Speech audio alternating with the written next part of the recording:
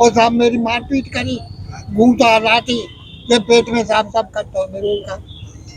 पेट में भी लाते घूसा मारे हैं? ते मारे अबे बड़े मर्द में चोर हो जाओ, वो रात बेकार कर दो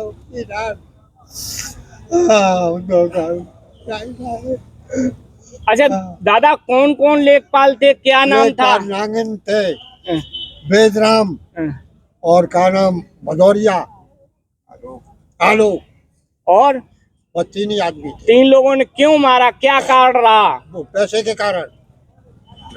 पैसा दे दिया था आपने? पैसा मेरे से जबरदस्ती छीन लो। कितना? 50,000 रुपए। नहीं, 20,000 50,000 की मांग थी, कितना लिया आपसे? 50,000 की मांग थी, 20,000 रुपए मेरी जेब में पड़े थे, वो जबरदस्ती छीन दिए हमसे। फिर नब्ती है। अच्छा, और मेरी मारपीट करी और कमरा से बाहर करता हूँ। अच्छा तो क्यों, मतलब जो आदेश, मेड़बंदी के आदेश हो गए थे क्या? आदेश हो गए, मेरे पास है आदेश है?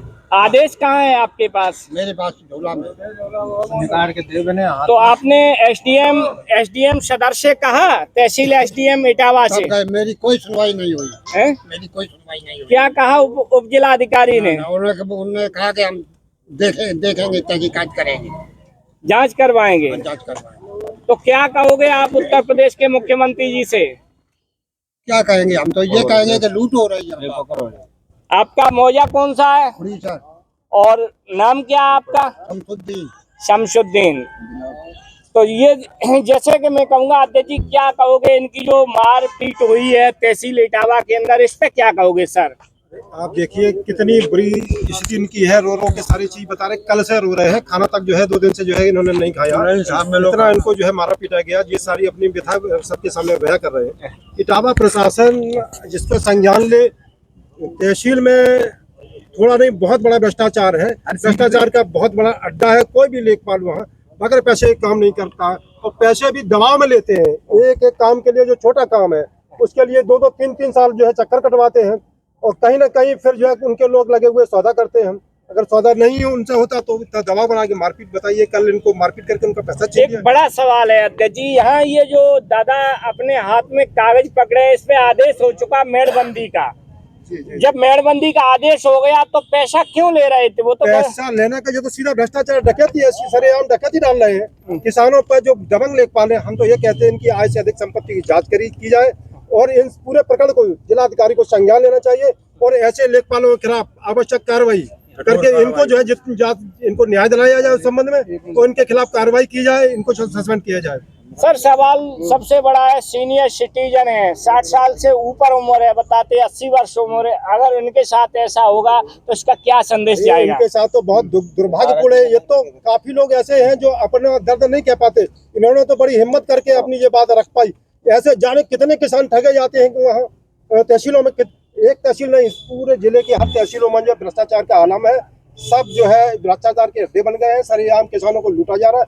किसान लगातार अपने बच्चों की शिक्षा नहीं दिला पा रहा है, सब तरीके से लूटा है। प्रकृति भी उसके पीछे पड़ी। अभी आप देवी आपदाओं में किसान पर ही सारी समस्या आई, और जिले के जितने भ्रष्टाचार अधिकारी हैं वो किसानों पर ही डकैती डाल के उनको ही लूटने का काम कर रहे हैं। जब तक हम सारे लोग किसान यूनियन, भारतीय किसान यूनियन, राजनीतिक के लोग इस आवाज को उठाएंगे, आपको न्याय नहीं मिल रहा तो आंदोलन की तैयारी करेंगे। बड़ी बात है। दादा क्या कहोगे उत्तर प्रदेश के मुख्यमंत्री जी से? हम तो ये कहेंगे साहब, अन्याय हो रहा है, मेरे साथ अन्याय हुआ, मेरे पैसे भी छीन लिए, मेरा काम भी नहीं हुआ, और मेरी मारपीट की है। तो क्या आपने कहीं एप्लीकेशन वगैरह दिया है? दिया है, थाने में दिया है। कुछ कार्रवाई हुई है? कुछ नहीं हुई। तो कैसे देखते हो, क्या प्रशासनिक अधिकारी लेखपाल को बचा रहे हैं? नहीं बचाएंगे, उसको कैसे बचाएंगे? अधिकारी तो बचाए, अधिकारी बचाए रहे। अच्छा, तो आप निष्पक्ष जांच की मांग करते हो? बस मेरा न्याय हमें मिलना चाहिए, मुकदमा मेरा लिखा जाए, और मेरे जो पैसे जबरदस्ती छीने वे मेरे पैसे वापस किए जाए।